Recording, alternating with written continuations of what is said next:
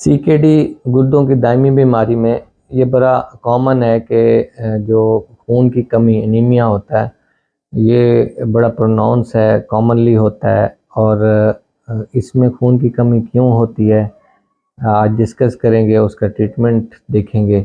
Basically तो सारे causes जो खून की कमी करवाने वाले हैं वो सारे इसमें हैं, जो बाकी डिजीज़ में या बाकी तरह से होते हैं नॉर्मली। इसमें कुछ और चीज़ें भी हैं जो गुर्दों की बीमारी की वजह से एनीमिया को बढ़ा देते हैं, खून की कमी को बढ़ा देते हैं।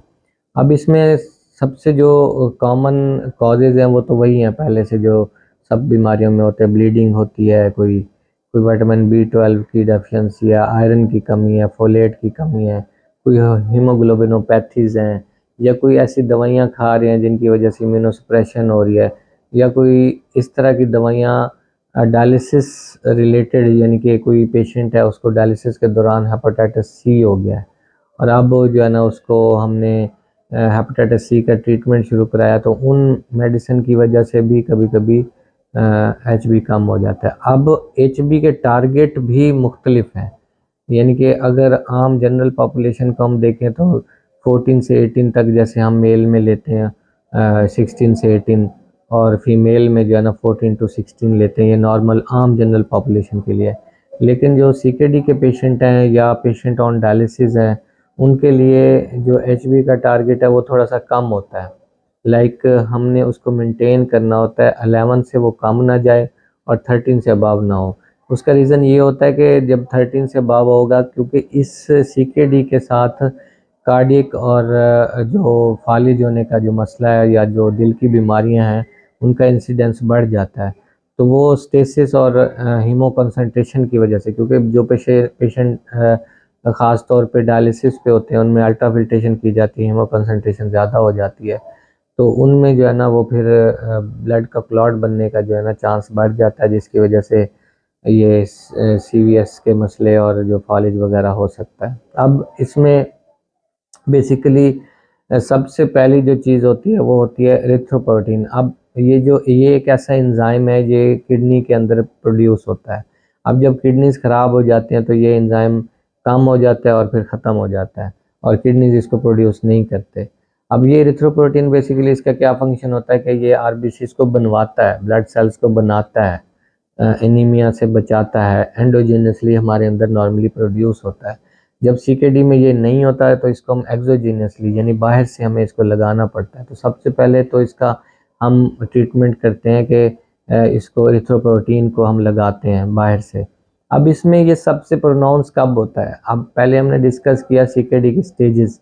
जो CKD की स्टेज 3 है उस पे ये होना शुरू हो जाता है और 4 पे यूनिवर्सल हो जाता है। 5 में या आगे एंड स्टेज में डेफिनेटली एरिथ्रोपोइटिन बहुत कम या ना होने के बराबर होता है, तो उसमें फिर हमें एरिथ्रोपोइटिन इसको लगाना पड़ता है। इसके साथ जो CKD में मोस्ट कॉमन जो चीज़ है वो होती है आयरन की कमी। अब आयरन की कमी, क्योंकि हम आयरन वाली फूड भी थोड़ी सी मना होती हैं, जो कि सब्ज़ पत्तों वाली सब्जियां या इस तरह काफ़ी सारी फूड्स हैं जो मना होती हैं। इसके अलावा क्योंकि ये क्रॉनिक डिजीज़ है और ब्लड लॉस और इस तरह की चीज़ें इसमें इसके साथ ज़्यादा रिलेटेड हैं, तो इस वजह से जो है ना वो आयरन की कमी होती रहती है। अब आयरन इसमें हमने या देना होता है या नहीं देना होता है, इसका डिसीजन हम कुछ टेस्ट से करवाते हैं, जिसमें सीरम आयरन, सीरम TIBC या सीरम फेरेटिन डॉक्टर आप पे टेस्ट करवाएंगे। अब उसमें आयरन और TIBC की एक रेशियो निकाली जाती है जिसको ट्रांसफेरेंस सैचुरेशन रेशियो कहते हैं। इसमें क्या होता है कि अगर ये 30 या इससे कम है तो हम ओरल आयरन से भी गुजारा कर सकते हैं, और 25 या 20 से कम है तो फिर हमें IV आयरन देना पड़ता है। कुछ लोगों को ओरल आयरन वैसे ही जो टॉलरेट नहीं करते तो उनको फिर IV आयरन देंगे। अब इसमें आयरन बेसिकली कभी ये होता है कि हम पेशेंट को आयरन भी दे रहे हैं, एरिथ्रोपोइटिन भी दे रहे हैं, लेकिन फिर भी उसका जो है ना अनीमिया वो ट्रीट नहीं हो रहा होता, और पेशेंट डायलिसिस पे हो या CKD, तो उसमें ये होता है कि कभी कभार पेशेंट के अंदर कोई इन्फेक्शन चल रहे होते हैं जिसकी वजह से ये ट्रीट नहीं होता। कोई बहुत ज़्यादा सीवियर कमी हो गई है, एक तो ये कि वो इंजेक्शन नहीं लगवाता रहा एरिथ्रोपोइटिन के, मार्केट में ह्यूमन रिकम्बिनेंट काफ़ी सारी ये अवेलेबल हैं, या फिर उसकी आयरन की कमी है और वो सीवियर डेफिशिएंसी हो गई है, या फिर कोई रोड एक्सीडेंट या कोई ब्लीडिंग कोई ब्लीडिंग हुई है उसको, तो उसकी वजह से खून बहुत कम हो जाएगा, तो उसमें हम फिर ब्लड ट्रांसफ्यूजन हमारे पास एक रह जाता है।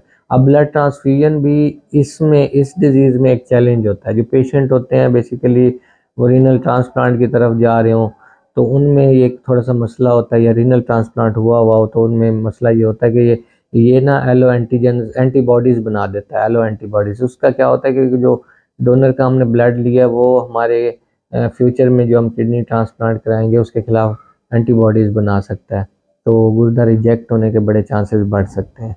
तो इस वजह से जो है ना ब्लड ट्रांसफ्यूजन भी इसमें कॉशनली देखी जाती है। इन्फेक्शंस हैं तो उनको ट्रीट करेंगे, और इसके अलावा जो कॉजेज़ हैं, B12 की कमी है, फोलेट की कमी है, उनको ट्रीट करेंगे, क्योंकि अगर सिर्फ आयरन और एरिथ्रोपोइटीन की वजह से इशू नहीं आ रहा तो कोई और इशू होगा जिसकी वजह से ये नहीं हो रहा। सिम्टम, साइन सिम्टम बिल्कुल वैसे ही होते हैं जैसे एनीमिया के होते हैं। फटीग होगी, पेलनेस होगी, थकावट रहेगी, जिस्म में दर्द रहेगा, कंसंट्रेशन डिफेक्ट होंगे, तो ये सारी चीज़ें उसमें हो सकती हैं। तो बेसिकली ट्रीटमेंट इसका जो हम स्टेज वाइज करते हैं वो इस बेसिस पे करते हैं। अक्सर पेशेंट के सवाल होते हैं मेरा HB कम हो गया, तो उसमें ये काजेज़ हो सकते हैं। अब रिसेंटली एक पेशेंट हेपेटाइटिस C पॉजिटिव हुआ है, वो हमने दूसरे यूनिट में शिफ्ट किया, तो वो उसको जब हमने दवाई शुरू की हेपेटाइटिस की, तो उसका ये HB कम हो गया, तो उसमें भी हमने फिर उनका आयरन और जो एरिथ्रोपोइटीन है उसका लेवल बाकी मरीज़ों की निस्बत उसकी डोज हमने इंक्रीज़ कर दी। तो बेसिकली इसका जो टारगेट है वो 11 to 13 रखना होता है, ताकि पेशेंट को ना इस्कीमिया हो और ना ही कोई ब्लड क्लॉट बने। Thank you very much.